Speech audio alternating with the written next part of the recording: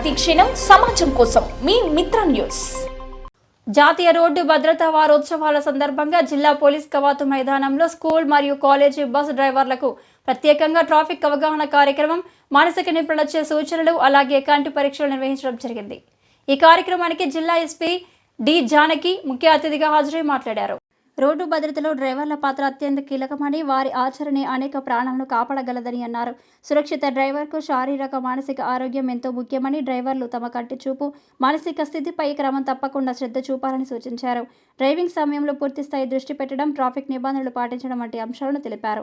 మానసిక నిపుణులు డ్రైవర్లకు ఒత్తిడిని ఎలా ఎదుర్కోవాలో, శ్రద్ధను ఎలా కేంద్రీకరించాలో సూచనలు చేశారు.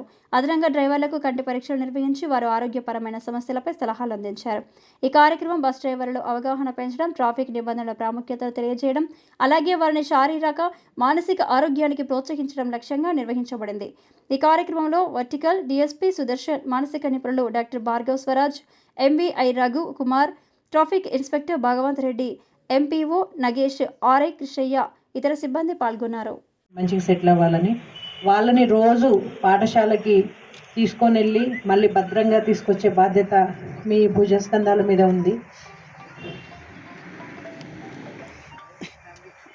కూడా మేము లోకల్లో డాక్టర్స్ని కన్సల్ట్ అయ్యి మీ అందరికీ కూడా కంటి పరీక్షలు ఏర్పాటు చేయడం జరిగింది ఇక్కడే.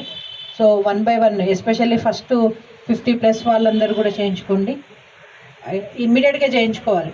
ఎందుకంటే మనకు సరిగ్గా కనబడకపోయినా, మసగ్గా కనబడినా కూడా యాక్సిడెంట్స్ అయ్యే ప్రమాదం ఉంటుంది. చాలాసార్లు అలాంటి సందర్భాలు కూడా ఎదురైనాయి. ఆ బస్సులో ఉండే పిల్లలు వేరే వాళ్ళ పిల్లలు కాదు, మన పిల్లలు కూడా రోజు స్కూల్కి వెళ్ళి వస్తాం. సిగరెట్ కావచ్చు, గుట్కా కావచ్చు, ఇంకా తాగుడు కావచ్చు. ఆ అలవాట్ల వల్ల కూడా పిల్లల భద్రతకు ప్రమాదం ఏర్పడుతుంది. సిగరెట్, నేను కదా సిగరెట్ తాగుతున్నా అని అనుకోవద్దు. నువ్వు ఒక సిగరెట్ తాగితే దాంట్లో పావుది పక్కనున్న బాబు ఉండకపోవచ్చు, కానీ నీ పాప బాబు రోడ్డు మీద నడుచుకుని వెళ్ళేటప్పుడు ఎవరైనా తాగినా ఆ పొగ పీల్చినా వాళ్ళకే ఎఫెక్ట్ అవుతుంది. సో అలాంటి అలవాటు ఉన్నా కూడా కొద్దిగా జాగ్రత్తగా అది తగ్గించుకోవడము. పిల్లలకి ఎలాంటి ఎట్టి పరిస్థితుల్లోనూ తాగి మాత్రం ఎవరు డ్రైవ్ చేయొద్దు. అది మాత్రం క్షమించరాని నేరం. అప్పుడప్పుడు ర్యాండమ్గా కూడా మీ అందరికీ డ్రంక్ అండ్ డ్రైవ్ టెస్టులు ప్లాన్ చేయబడతాయి ఇప్పటి నుంచి. కాబట్టి ఈ దురలవాట్లు ఏవైతే ఉన్నాయో అవన్నీ మానుకోండి. షుగర్ ఉంటే కూడా కళ్ళు తిరిగినట్లయితుంది, హై షుగర్ అవ్వడం కానీ, బీపీ కానీ. అప్పుడప్పుడు గవర్నమెంట్ హాస్పిటల్లో కూడా అవైలబుల్ ఉంటాయి ఇవి. మీకు టైం దొరికినప్పుడు, మీకు డౌట్ ఉన్నప్పుడు చేయించుకుంటే మీ ఆరోగ్యం కూడా మీరు పరిరక్షించుకున్నట్లు అవుతారు. ఇది చాలా ఇంపార్టెంట్. Next licences. నాకు తెలిసి మరి అందరూ లైసెన్సెస్తోనే ఉన్నారని అనుకుంటున్నాను. ఈ భద్రతా నియమాలు ఏవైతే ట్రాఫిక్ నియమాలు ఉన్నాయో వాళ్ళు ముందుకెళ్ళాలి అని అనుకుంటారు, కానీ స్కూల్ బస్ వస్తుంది చిన్నపిల్లలతోటి అనే ఆలోచన ఇంకా జనంలో రాలేదు. కాబట్టి మీరే ముందు జాగ్రత్త పాటించాల్సి ఉంటుంది. ఎక్కడైనా కరువు రోడ్స్ అన్నా ఏదైనా.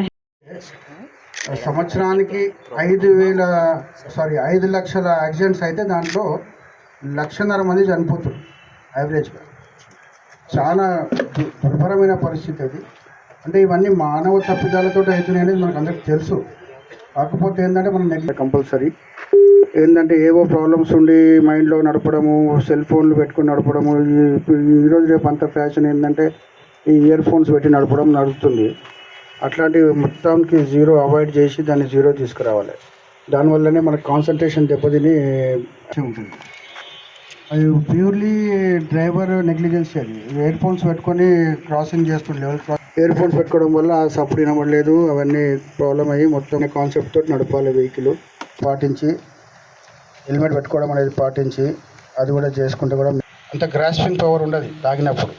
దానివల్ల ఏమవుతుంది, మనము ఏదో ఆలోచిస్తున్నాము, ఏదో అవుతుంది అనేది